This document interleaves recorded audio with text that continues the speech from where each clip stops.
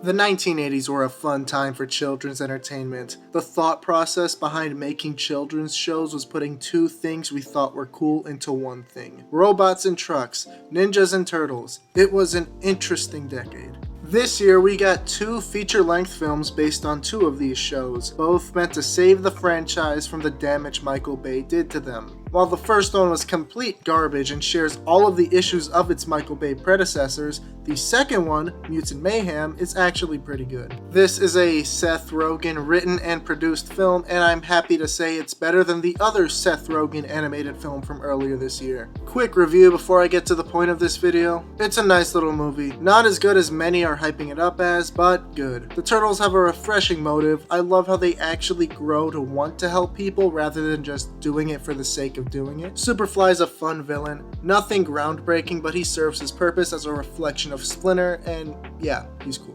Speaking of Splinter, while incredibly inaccurate to the source material, he still works great for the story being told. Animation is good, most of the jokes land, that's about it for positives. Unfortunately, it does have flaws. The four turtles do have personalities, but they aren't really fleshed out, making anyone but Leo a bit boring. As stated before, only some of the jokes land, others try way too hard. The dialogue, while making them the most teenage these characters have been pretty much ever, has the potential to age terribly. There had to be a way to make them feel that young age without using current phrases and references that will probably be incredibly outdated by the time this film's sequel comes out. And yeah, that's about it. In a year of two movies based on 80s children's show, where one of the main characters learns not to be racist, I can confidently say that this is the better one. It stands well on its own and works great as a one-off story with these characters. Yes, a one-off story. This movie closes so many open doors that a sequel is almost impossible.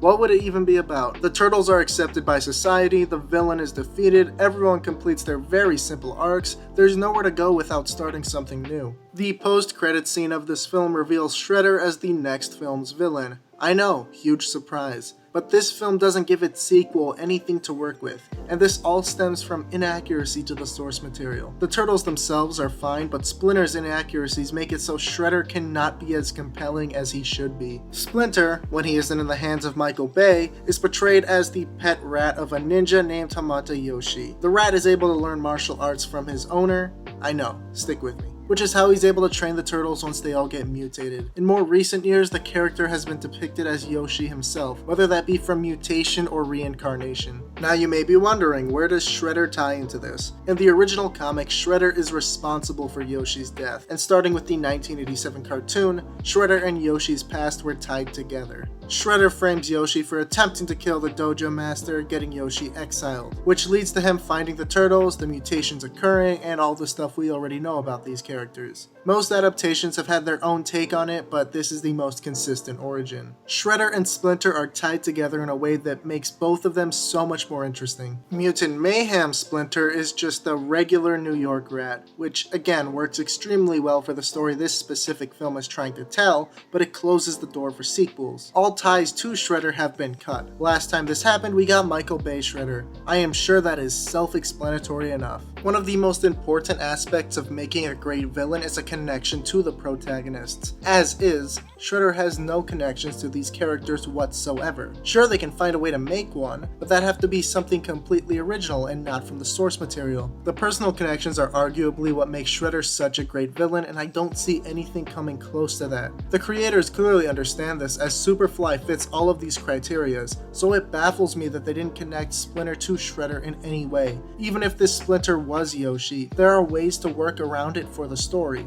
and given the tone of this film, Splinter being the pet works too. Put in a throwaway line and the connection could easily be there, but it's not. I am in no way saying Mutant Mayhem is a bad movie, but with the way the film is clearly structured to be a standalone film, it does set its sequel up for failure.